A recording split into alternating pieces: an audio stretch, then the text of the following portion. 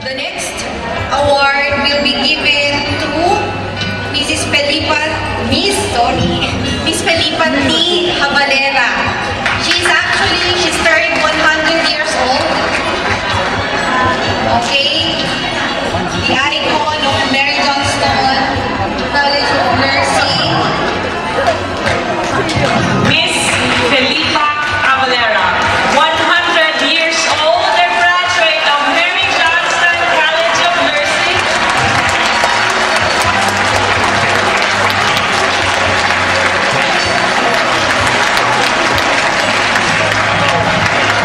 She graduated at Mary Johnston School of Nursing in 1930, summa cum laude.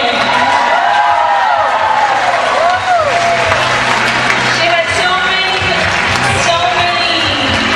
At 100 years, she's now coming up the stage.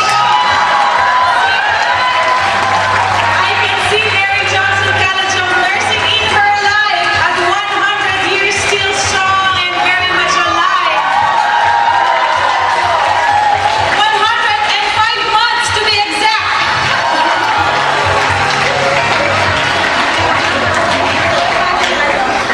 Maraming salamat sa inyo lahat.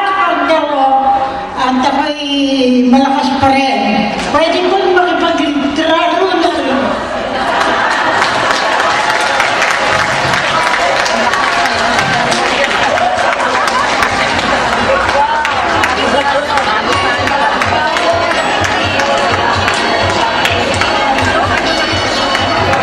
Kaya yung mga may arthritis there, nako, look at her, 100 years old.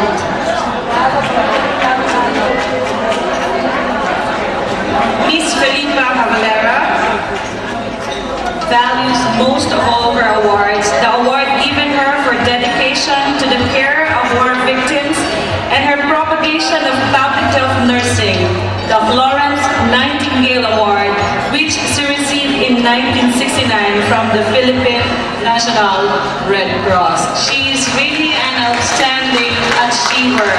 She is not only a nurse, she has so many degrees behind her, and that's a feather in her cap. Ladies and gentlemen, may we present to you the icon of Mary Johnston College of Nursing Centennial Celebration, Miss Felipa T. Habalera.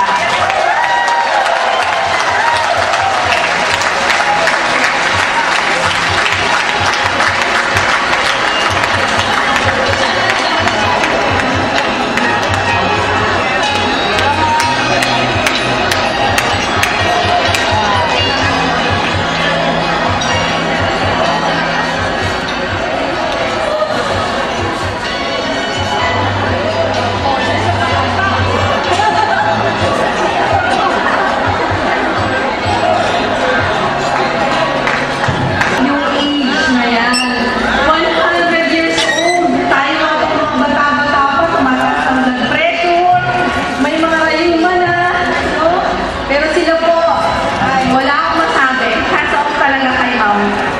So we're really glad to have all of those awardees with us tonight. And again, to give us a special number, may again call on Mr. Paul Locke Torres for another song.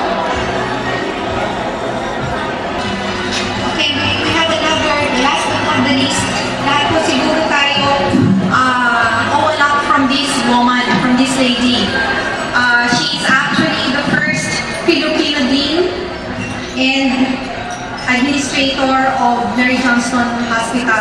And I am talking about no other than Miss Librada Topacio Habalera. We are going to give her this most prestigious award. But since she's not here with us tonight, we remember her goodness, we remember all her contributions, all her achievements, and to accept the award, we will be calling on the sister, Miss Felipa Habalera.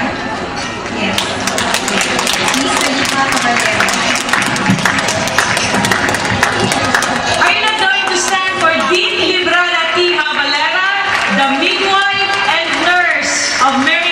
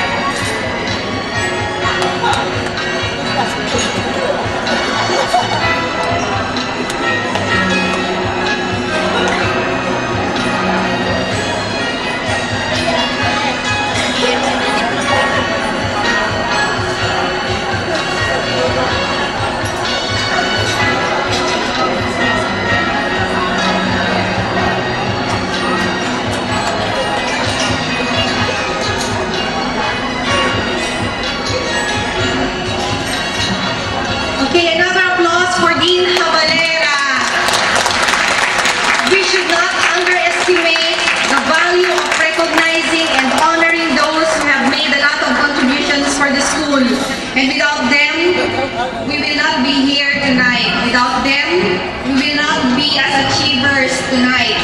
Without them, we will not be the asset of our country and the whole world. So let us all give ourselves a big, big hand for all of your efforts, all of your contributions. All of us are really awardees in our own lives. So kung hindi man po tayo punta sa stage, I know for sure you have your achievements, own achievements. Themselves in terms of performance in licensure examinations, in teaching, in community service, or in the delivery of basic nursing services. We just honored some of them tonight.